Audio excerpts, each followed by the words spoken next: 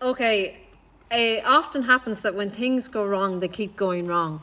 But we often forget that when things go right, they can keep going right as well. So I've had a few, and I think a lot of it is down to, well, bad things happen, but a lot of it can be down to our attitude towards challenges in our lives. So in March, I got COVID. I was very sick for 2 weeks in bed at home, and then after 2 weeks, I collapsed and I ended up in hospital, and I was on a drip, and then I came out of hospital and I ended up getting 2 blood clots in my leg. And then I had to go back in, and it was just, from that point on, it was just traumatic because I had allergies to drugs, and it was just one thing. And I was, by the time I had left hospital a few weeks later, finished up at the hospital a few weeks later, I was on my knees. I was traumatized by all the drug reactions, and I was on my knees.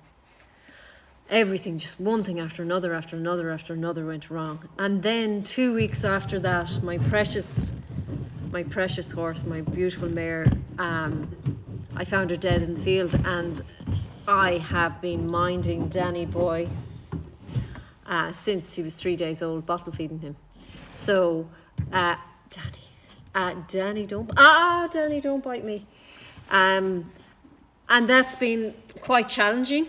And it's been quite difficult, and I've been grieving. And after Danny Boy, after my mare died, the following week, a member of our extended family died, and then the following week, another member of our extended family dropped dead. Both of them dropped dead, suddenly. So there was three sudden deaths. And I was like, one thing after another, and I thought, okay, things will change now, things will improve. And then today, a freak thing happened where something got caught in a machine, and the cost probably would have been about 450 before this massive inflation, but now it's €1,000. So I'm down €1,000 for just happened to be the person who was in the machine at the time that it happened. If somebody else was in the machine and would have got away without having to pay €1,000. And it was just a freak thing. A rod just got caught. And